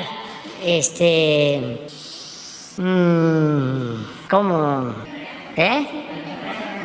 con actitud lucrativa, sino considerando una serie de factores, o sea, lo más que se puede, para que les toque a cada trabajador algo. No, todo lo que podamos ayudar. Lo que pasa es de que fue como el país, dejaron todo muy destruido, enredado. Estamos enderezando entuertos todavía. Señor, nada más para terminar, solo una última pregunta, señor presidente. El día de hoy la ingeniera Rocío Nale tendrá comparecencia ante el Senado. El tema principal podría ser la integración de la refinería. ¿Cómo va el procedimiento? Se está avanzando mucho en la integración de la refinería. Yo voy el día 23 de diciembre, voy a Dos Bocas. Están pues todos los técnicos trabajando. Ya es la parte final antes de iniciar las pruebas, pero pues es una obra muy grande, iniciarla lleva tiempo. Para que no se olvide, la última refinería que construyeron la terminaron creo que en 1980, fue la refinería de Salina Cruz y comenzó a producir hasta el 82. O sea, la integración lleva tiempo. Aquí no va a ser así.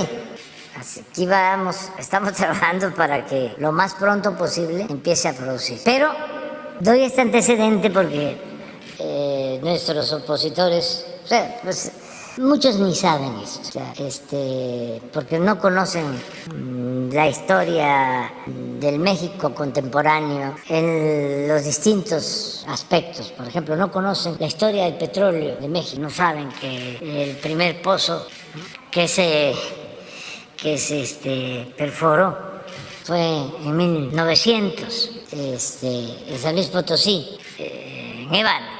No saben que quien descubrió el petróleo fue un cura, Manuel Gil y Sainz, allá cerca de mi pueblo. Y a mediados del siglo XIX decían los chontales, los mayas, que no fuera porque brotaba el petróleo, un chapapote, porque eso tenía un nombre en maya, como duende, era del duende del monte y que se iba a convertir, ¿sí?, en un bulto de sal. Entonces este cura se atrevió a ir a esos lugares donde los mayas chontales no iban, aunque ellos usaban desde tiempos prehispánicos el petróleo para fines medicinales y para otras actividades también. Ya se sabía del petróleo, pero con propósitos industriales fue a partir de mediados del siglo XIX, y el primer pozo petrolero fue en Ébano, que lo perforó una empresa extranjera, estadounidense, en 1900. Y esa es la historia, pues, del petróleo, ahí se inicia y todo. Pero, quien no sabe cómo se hacen las refinerías, por qué, lo que significa, pues solo se atreven a decir de que no va a producir la refinería de Dos Bocas, cosas de ese estilo, ¿no? El Reforma ahí pendiente cuando llueve allá en Paraíso, a ver si no se inunda, para sacar mucho columna. Se inundó la refinería, pero todo es así. Adelante. Presidente, además de sus mensajes ayer en redes sociales, ¿cuál es su postura respecto a lo que sucedió ayer en Perú? ¿El gobierno de México va a reconocer a la presidenta que nombró el Congreso de ese país? y preguntarle también si habrá alguna acción o gestión del gobierno mexicano para buscar que Pedro Castillo se exilie en México. Bueno, yo ya fijé mi postura desde ayer. La política exterior de México tiene como principio la no intervención y la autodeterminación de los pueblos. Y nos vamos a ceñir, nos vamos a ajustar a los principios de política exterior. Sí lamentamos mucho lo que sucedió porque desde que ganó legal, legítimamente Pedro Castillo, fue víctima de acoso, de confrontación. No aceptaron sus adversarios, sobre todo las élites económicas, políticas de ese país, el que él gobernara. Entre otras cosas, y eso es lo que más lamento, porque lo consideraban serrano. Una vez me comentó de que cuando caminaba por Lima, habían señoras que cuando pasaba hacían esto. Muy ofensivo, se tapaban la nariz. Nosotros hemos padecido de ese racismo que no se debe de permitir en ningún lugar del mundo. Las mujeres del conservadurismo en la época de Juárez, cuando iban al baño decían, voy al Juárez. Entonces es muy lamentable que estuvo siempre acosado, lo fueron debilitando hasta que lograron destituir, pero es la decisión que tomaron estas élites. Yo no creo que sea lo mejor para los pueblos. Lo lamento mucho por el pueblo de Perú, porque es mucha inestabilidad. 5 presidentes en 6 años. ¿Quién sufre? El pueblo. Todo por los intereses de las élites. La señora, hija del expresidente Fujimori, Vargas Llosa, que está ya muy cerca de la realeza en España. Y así, estos grupos políticos, económicos, élites, no piensan en el pueblo. Ayer que pasaron estos hechos, pues yo lo que imagino es que ya tenían todo para destituirlo. Imagínense el precepto legal, incapacidad moral, está en la Constitución, ¿no? Y cuando me imagino ya él siente que lo van a destituir, pues toma una decisión de desaparecer el Congreso, pues eso lo que precipitó pues fue su destitución y además les dio el argumento, entre comillas, porque se vuelven pues muy constitucionalistas, muy respetuosos de la legalidad, para destituirlo. Entonces habló aquí a la oficina para que me avisaran de que iba hacia la embajada, pero seguramente ya tenían intervenido su teléfono y que iba a solicitar el asilo, que si le abrían la puerta de la embajada. Busqué a Marcelo Ebrard y le informé y le dije que hablara con el embajador y que se abriera la puerta de la embajada con apego a nuestra tradición de asilo. Pero al poco tiempo tomaron la embajada, con policías y también con ciudadanos, rodearon la embajada y él ya creo que ni siquiera pudo salir, ya lo detuvieron de inmediato. Entonces nosotros pedimos que se le respeten sus derechos humanos, que se actúe con legalidad verdadera, que se proteja a su familia. Lo demás, lo político, pues ya lo va a atender la Secretaría de Relaciones Exteriores, pero sí es importante recoger la lección, porque esto se está aplicando en distintas partes.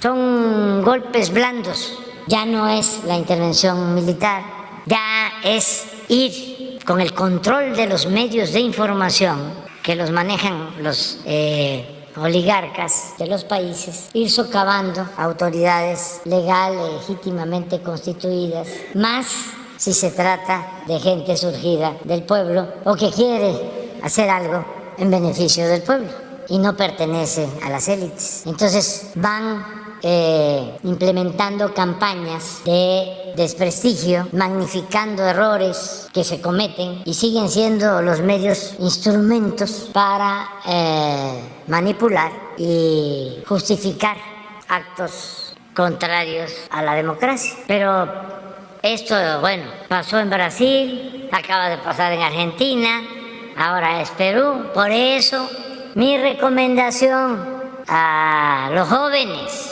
que quieren dedicarse al noble oficio de la política y que quieren hacerlo porque sinceramente desean servir a los demás y quieren transformar, no quieren continuar con más de lo mismo, porque la política, entre otras cosas, es hacer historia, es transformar, no es ocupar cargos, no es la parafernalia del poder, mucho menos hacer dinero.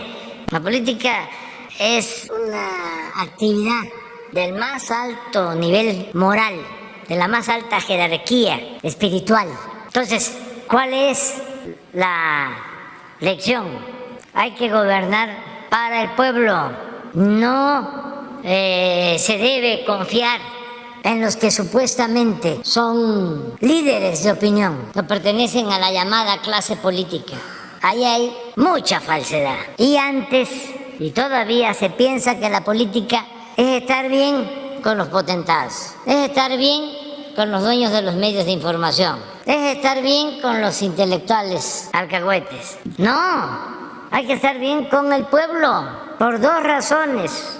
Una que es fundamental, por humanismo, porque gobernar es atender a todos, pero fundamentalmente a los más necesitados. Esa es una razón. Y la otra es que el pueblo no es malagradecido, el pueblo es leal. Si se voltea a ver al pueblo, si se respeta al pueblo, si se ayuda al pueblo, se cuenta con el pueblo, se tiene siempre una base social para sostener a un gobierno que busca cambios y que busca transformación. No hay más que eso. Si existe esa base social, se puede avanzar. Y hemos hablado de ejemplos. ¿Por qué se revirtió el golpe de Estado en Bolivia? Porque los indígenas, los pobres, que se quedaron callados y que actuaron con mucha prudencia y no cayeron en la trampa de la violencia, cuando ya pensaban los golpistas que tenían el control y llaman de nuevo a elección, los que se habían quedado callados de manera prudente vuelven a votar por el movimiento que los volteó a ver. ¿Por qué gana Lula en Brasil? Porque a los que ayudó no se olvidaron de él. ¿Dónde gana? En las zonas más pobres. Yo les hablaba ayer de cómo se iba reduciendo mi ventaja cuando fui candidato a jefe de gobierno, y de traer 10, gané con 3% de panzazo.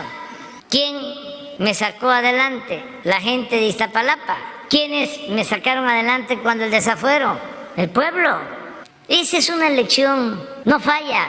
Fue lamentable, doloroso lo que le pasó a un hombre bueno como Francisco I. Madero, apóstol de la democracia, un santo, pero no pudo o no supo construir una base social. No le permitieron, y él tenía una concepción distinta del problema de la tierra, y no se dio la unidad con Zapata, que era lo que le hubiese permitido enfrentar a los porfiristas e integrantes del viejo régimen, que al final fueron los que lo sacrificaron. Todos los militares que participaron en el golpe, Huerta, Blanquet, Bernardo Reyes, todos porfiristas. Agréguenle la labor del embajador de Estados Unidos en México, cuyo nombre es preferible olvidar. Entonces, la lección es esa. Pueblo, solo el pueblo puede salvar al pueblo. ¿Se está llevando a cabo un golpe blanco ahora en México? ¿Mande? ¿Piensa que se está llevando a cabo un golpe blanco ahora aquí en México? No, aquí no han podido ni podrán, porque aquí nuestro pueblo está muy avispado, muy despierto, muy consciente. Por eso digo, es de los pueblos más politizados del mundo. Ha dado buenos resultados la revolución de las conciencias. Ya a este pueblo no se le engaña. Pueden estar gritando y gritando y gritando día y noche en los medios de información y calumniando. Ya ni siquiera funciona la máxima esa de Lampa del periodismo, de que la calumnia cuando no mancha tizna. Ya no funciona ni siquiera eso, nada.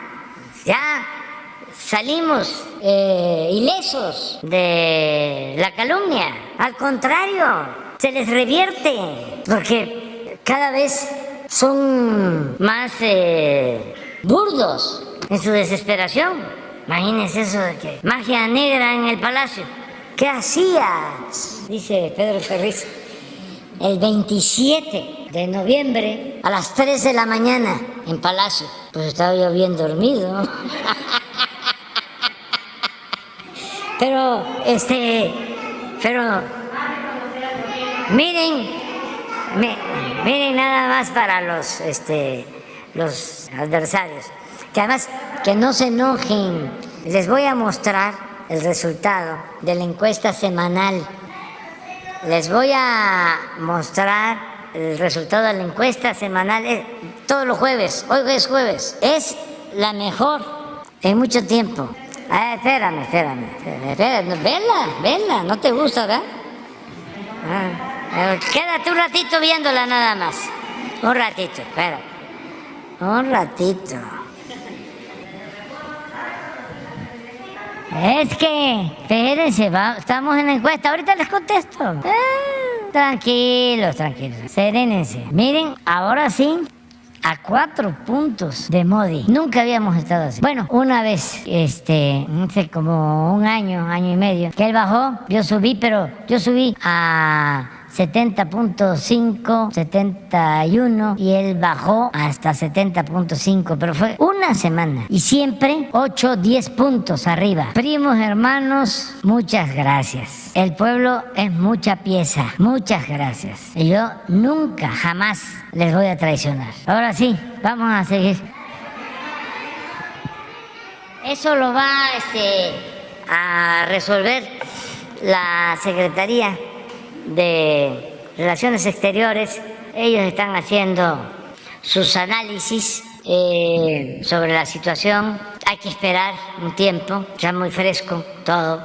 Sí, nos tenemos que apegar a los principios constitucionales de no intervención, autodeterminación de los pueblos, solución pacífica a las controversias, derechos humanos. No se puede, o sea, no hay condiciones y lo lamentamos mucho porque pues ahora Relaciones va a tener que decidir, hay que consultar a los otros miembros de la Alianza del Pacífico, al presidente de Chile, al presidente de Colombia, para ver qué se hace. Si mantenemos nosotros la presidencia o se le entrega a otro país, ver qué es lo que procede pues, en estos casos. ¿Las relaciones con el gobierno? No sabemos. No, pero sí vamos a esperar unos días, creo que es lo más adecuado. No es nuestro propósito intervenir en asuntos internos. Lamentamos mucho, eso sí, que estas cosas sucedan porque sufre el pueblo. Yo he llegado ya a la conclusión de que entre más se desligue del comportamiento de las élites con los sentimientos de los pueblos, mejor. Porque muchas veces, aquí y en cualquier parte, las decisiones de las élites no tienen que ver con los sentimientos y con el beneficio de los pueblos. Presidente, también olvidé decir que soy Beatriz Contreras de Revista Polemón y en otro tema preguntarle que pues la semana pasada aquí en una conferencia matutina anunciaron el aumento al salario mínimo y bueno, la mayoría de la población respondió favorablemente y la oposición criticó esta medida, que dijo que eso no acababa con la pobreza, que son medidas inflacionarias, que no bastaba y que hasta es populista, con un tono irónico. Decían que mejor subiera el salario a 1,000 pesos al día incluso y que así se solucionaba todo. ¿Qué piensa de estas críticas que la derecha ha hecho hacia la dignificación del salario mínimo en México? Pues es parte del pensamiento conservador. Ya no hay mucho que hacer en ciertos sectores, están completamente cerrados.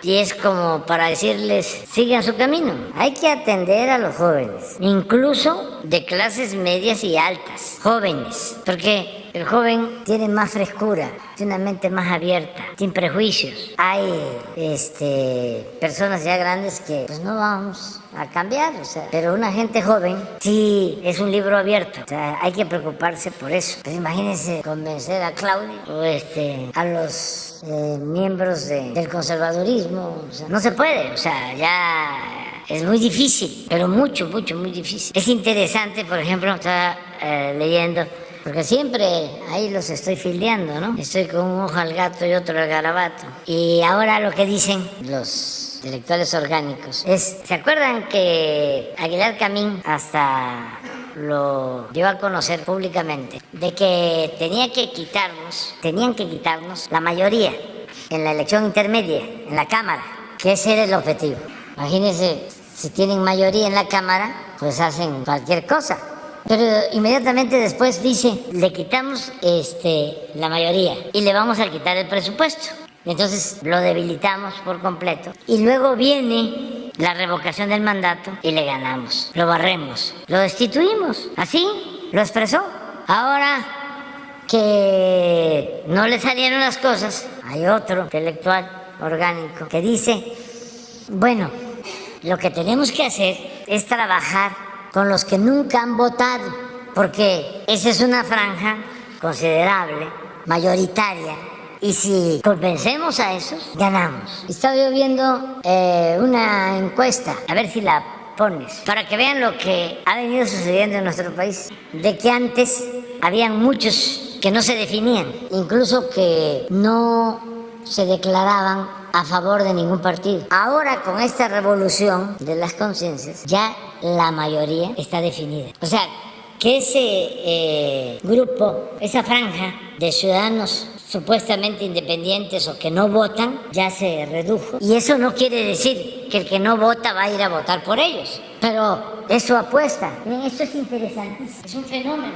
Porque esta línea negra son apartidistas, pero miren el comportamiento y miren lo último. También, ¿por qué se da este fenómeno? Porque muchos que eran conservadores simulaban ser independientes. Decían, yo no estoy con ningún partido. Claro, Sergio Aguayo, soy independiente. No, ¿cómo vas a ser independiente? Y así todos los intelectuales orgánicos ya están definidos. ¿Dónde están? Aquí o aquí. Y muchos que no tenían partido ya también. Entonces les tienen que pensar para su estrategia, porque se suponía, vota el 60, queda el 40, vámonos a convencer al 40. Y ahí con eso tenemos mayoría, pero ya no está así. Y eso aceptando sin conceder que los que no tienen partido van a ir a votar por los conservadores. Entonces está interesante, o sea, todo este proceso. Sobre el tema de, si puedo yo, ¿no? Sobre el tema del Perú, preguntarle, ¿ha habido en ese país, en Perú, oposición que ha mencionado que usted sí ha tenido injerencia en lo que ha sucedido en aquel país a partir de todo lo que pasó con Pedro Castillo, en torno a las críticas de lo que tuvo que vivir desde el inicio de su gobierno? ¿Qué es lo que responde? Y si eso tiene que ver con el hecho de que todavía dice que no sabe si se va a reconocer el nuevo gobierno de Dina allá en Perú. Pues lo que he expresado ha sido público, lo he dicho aquí. Si eso es injerencismo, pues creo que es una exageración. Sin embargo, pues como son parientes, ¿no?, los conservadores de todos lados, pues saben muy bien.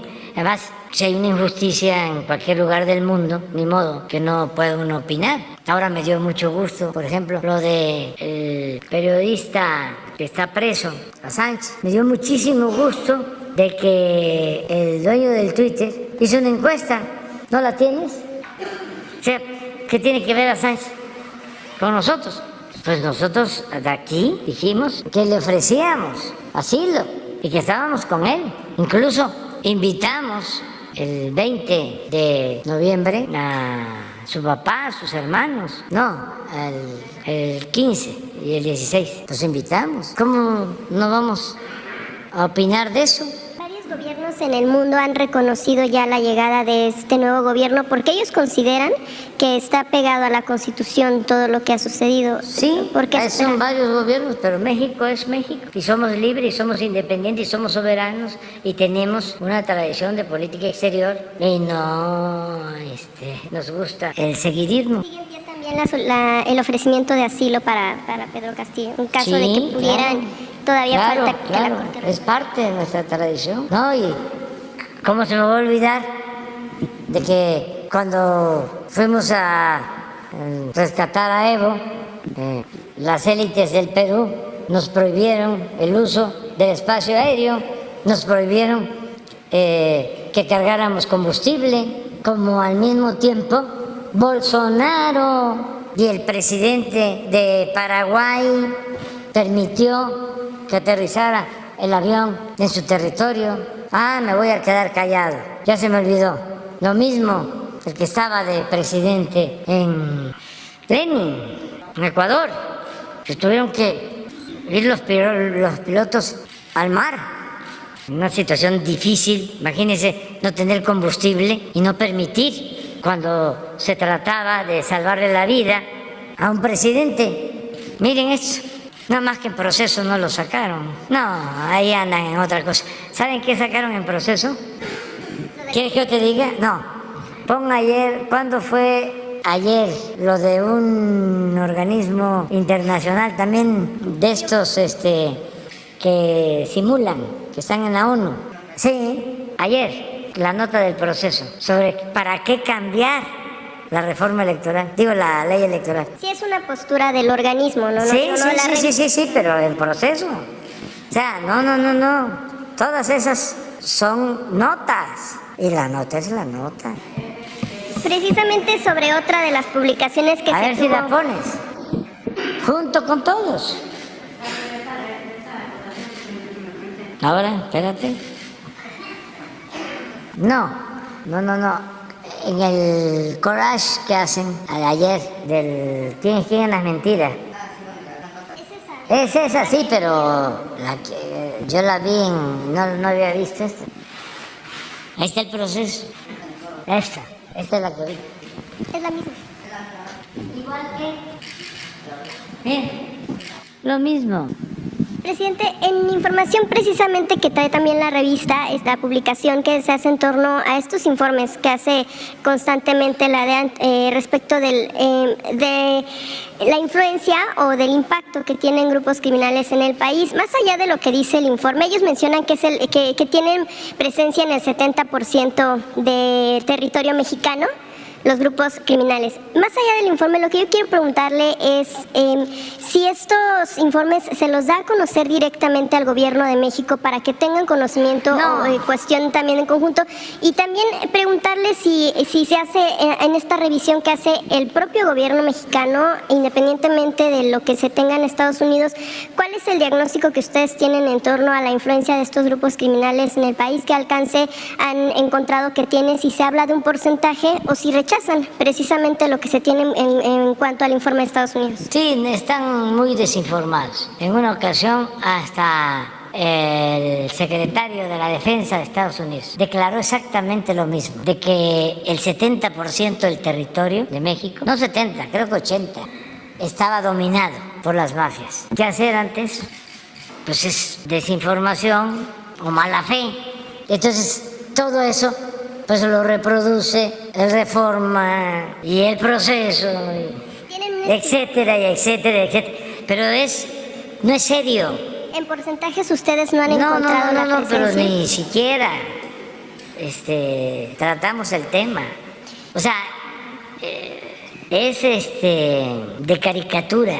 Los informes de la... Sí, y lo que informan ustedes. Lo que mencionan también... Es lamentable completamente, o sea, es una distorsión generalizada. O sea, no hay apego a la verdad. O sea, no hay ética. Por eso le preguntaba, ellos lo que mencionan es que sin lo que mencionan en este informe de estas agencias extranjeras a las que usted también se ha referido ya en esta semana, es que sin una cooperación de México para detener el tráfico de drogas es complicado detener el consumo en su país, pero también lo que yo le quiero preguntar es, en México se maneja una estrategia, la estrategia de atender las causas.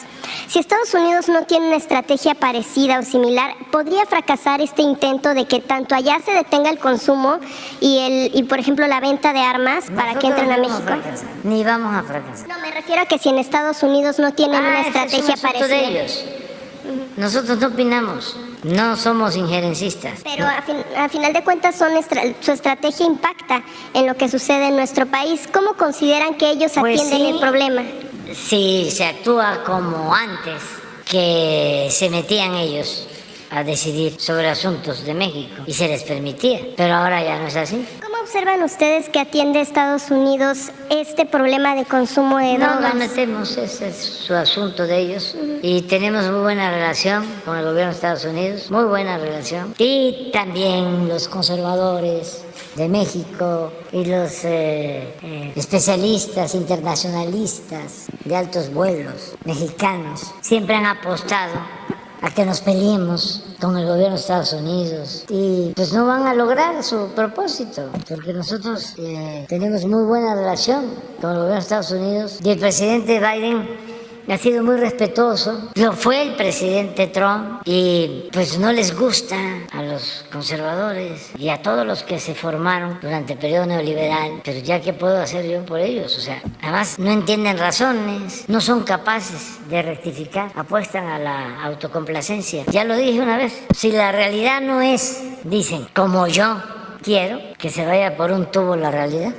Gracias, presidente. Finalmente, en el tema de la reforma electoral, sabemos que está en el Senado de la República. Se ha hablado de que se van a tomar los tiempos necesarios para analizarla. De hecho, bueno, pues el senador Ricardo Monreal ha mencionado que van a pegarse a lo que se necesite, que no va a ser una reforma aprobada fast track.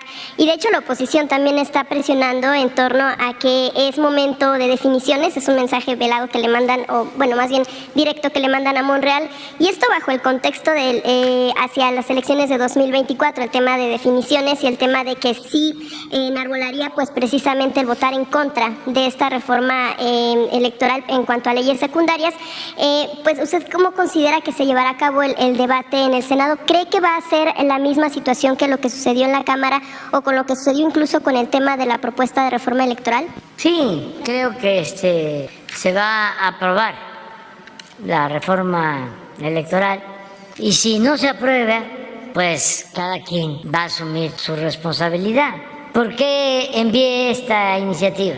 Porque pues no quiero yo pasar a la historia como cómplice de prácticas y de actitudes antidemocráticas. Si yo me quedo callado y no actúo, pues voy a estar convalidando toda la campaña de mentiras que se han utilizado para mantener un régimen antidemocrático. Es un asunto de principios. Entonces, si un senador dice, no voy a votar, o 2, o 3, o 5, o 10, o 20, pues allá ellos tienen nada más que hacerse cargo de sus actos y es la gente la que decide, como es en una auténtica democracia. Hacia 2024? No, eso es de politiquería. Aquí cada quien tiene que actuar en función de principios, de ideales. No es la negociación. Los principios no se negocian, la dignidad no se negocia. Pues era para hoy, pero sabíamos, ya están preparados. Mañana es que hoy estaba muy cargado, hay mucho material y luego ya regañan, pero me faltas tú, nada más él. Sí. Presidente, gracias. Preguntarle, presidente, porque ya se aprobó en la Cámara de Diputados esta reforma electoral que usted envió con el objetivo, nos dijo aquí, de mejorar las condiciones del Instituto Nacional Electoral, al menos hasta donde pudiera con esta reforma. Lo que dijo es que pues se negaron los partidos políticos a recortar ese presupuesto, a recortar el número de consejeros, en fin, enumeró usted todas estas inconvenientes que no se pudieron introducir en la reforma electoral. Sin embargo, bueno, pues no sé si le informaron, porque cuando vino el secretario de Gobernación no lo mencionó, pero en esta reforma se introdujeron pues algunas trampas, al menos así parece. Se introdujo, por ejemplo, el que los partidos políticos no pierdan registro cuando no tengan votos. Se introdujo, por ejemplo, que los partidos políticos no necesitan el 3% del porcentaje nacional, sino que ahora con que tengan el 3% en 16 estados, más 16 estados, tengan la posibilidad de mantener el registro y seguir cobrando sus prerrogativas como partido político, algo a lo que usted se había opuesto, al menos así lo entendí yo. Si estoy mal me corrige, por favor. Y creo que también, bueno, pues no solamente las prerrogativas, sino que también van a poder hacer ahorros. Si no se gastaron el dinero ahora, lo van a poder ahorrar para utilizarlo en el siguiente proceso electoral, sea federal o local. O sea, presidente, eso no es lo que usted había propuesto. No sé hay que ver si está eso que tú estás Está planteando. aprobado por el dictamen que aprobó la Cámara de Diputados. Vamos a que mañana el secretario de Gobernación venga y nos explique. O sea, porque no se puede constitucionalmente quitarle presupuesto a los partidos. No, no se puede porque no se aceptó la reforma. Entonces los partidos son intocables, de acuerdo al bloque conservador. Esa fue la el INE reforma no que se aprobó toca y tampoco los partidos. Perdón, presidente, lo que ocurre es que esta reforma no la aprobó el bloque conservador, la aprobó Morena no... y sus aliados, y en este caso los aliados son los beneficiarios. El Partido Verde, que hoy es aliado de Morena, que lo fue del PRI, que lo fue del PAN, y que bueno, pues el Partido del Trabajo también, que había perdido el registro y se lo recuperó el PRI. Habría que verlo mañana, si te parece, para que no haya distorsiones, claro, ¿sí? Y se analice bien. Porque hay mucha manipulación, mucha manipulación. Entonces mejor que venga aquí esas modificaciones no, ninguna. Y que venga aquí y que informe. Pero estoy seguro de que no se toca la Constitución. No, la Constitución no se toca, presidente, pero se hacen estas maniobras para que los partidos políticos mantengan el registro aun cuando no tengan los votos suficientes para ello. Hay que ver y además, en qué se basa esto, si existe en la iniciativa. Está en el artículo 52 de la Ley General. Por eso hay que ver también qué interpretación se les está dando y por qué lo hicieron, si es que lo hicieron. Esperar, porque ya nada más falta que hasta en eso nos culpen. No. O sea, ya sería el colmo. Ajá. O sea, resulta que se oponen a que, permíteme, se oponen a que se les quite el dinero a los partidos. ¿Sí o no? Sí, la oposición se opone. Claro. Sí, se opone la oposición. Se oponen a que el pueblo elija a los consejeros. Se oponen a que en vez de 500 diputados haya 300. ¿No es así? Claro. Se oponen a que solo existe un órgano para la organización de todas las elecciones y se pueda ahorrar. Se oponen a que nos ahorremos 15,000 millones de pesos. Y luego vienes tú con esto. No, no por eso, por lo que sea. No vengo yo. Por lo que sea. ¿Sí? Entonces ya con eso, ahora resulta que también vamos a ser nosotros culpables. La ley la aprobaron los diputados de Morena y del Partido Verde y del Trabajo, no fue la oposición, y no le estoy diciendo que sea responsabilidad de usted. Digo que es responsabilidad de quienes lo incluyeron. No, pero quienes lo aceptaron este chantaje. Lo aclaramos. Sí, y tiene que haber una explicación, ¿sí? Pero tu planteamiento lleva la jiribilla de decir, tienen un doble discurso, ¿no? Ajá. Usted dice una cosa, pero luego hacen otra, ¿no? No, pues sí. Pero dice que no le informaron sus diputados, presidente. Nado sincronizado se llama. Usted dice que no le informaron sus diputados. No. Eso es a lo que me refiero, que no le están obedeciendo. No, es que no tienen por qué obedecerme. Es que ellos son representantes del pueblo. O sea, representantes del pueblo. Y cada quien actúa con libertad. Es que ustedes se quedaron en el almanaque. O sea, en el tiempo, ustedes se quedaron en el tiempo en que el presidente, ¿sí?, era omnímodo y que era el que manejaba todo. No, ya eso pasó. Aunque al mismo tiempo los conservadores hablen de que soy un dictador, pues no es así. Tengo vocación libertaria, democrática. Que no lo quieran aceptar, ese es otro asunto. Afortunadamente, el pueblo, la mayoría, sí me cree. Y sí, sabe que lo que estimo más importante en mi vida es la honestidad, que no solo tiene que ver con el manejo del dinero, que tiene que ver con ser consecuente, con actuar como se piensa. Entonces, mañana viene Adán y ya lo aclara, ya se dice por qué actuaron así, pero ¿saben lo que hicieron los opositores? Sí, claro. Manipular a millones de gentes para sostener un aparato burocrático, oneroso, antidemocrático. Que se mantiene, presidente. Que se mantiene, sí, porque ellos lo protegieron. Pero hoy lo refuerzan. No, eso es una cosa, si fuese como tú lo planteas, es un asunto mínimo. Incluso, te diría, si fuese grave, ¿sí?, yo mismo plantearía que se quite, ¿sí? Porque nosotros somos verdaderamente demócratas, no somos falsarios. Entonces, tenemos que andarnos cuidando de todo, porque, con todo respeto, el 99% de los medios de información están entregados por entero a la mentira. Y no ustedes. O sea, ustedes son trabajadores de los medios. Pero los que mandan, los machuchones, quisieran que nos cayéramos. Y cada vez están más enojados porque no les funciona nada. Entonces, esto se aclara. Y si es grave, yo ofrezco enviar otra iniciativa, es decir, eso yo no lo propuse y se quita. Sí, es que efectivamente usted no lo propuso en la iniciativa original, no está. Sí, entonces se quita, si fuese así, porque nosotros hemos hecho y vamos a seguir haciendo de nuestra vida pública una línea recta. Pues por eso no han podido los corruptos. Por eso vamos a seguir con la transformación del país y estamos viviendo en momentos muy importantes.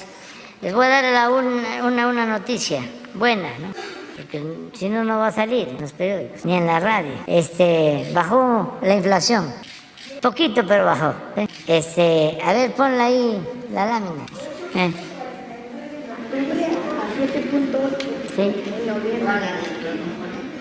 La inflación, ya lo dijo él. Bien, hay una grafiquita. Es que esto sí tenemos que cuidarlo, porque esto sí es un riesgo, el que nos descontrole la inflación. Tenemos que cuidarlo. Es lo único que en materia económica nos preocupa. Estamos terminando el año bien, vamos a pagar sueldos, aguinaldos. Esto es poquito porque es bendito. Vamos a desayunar.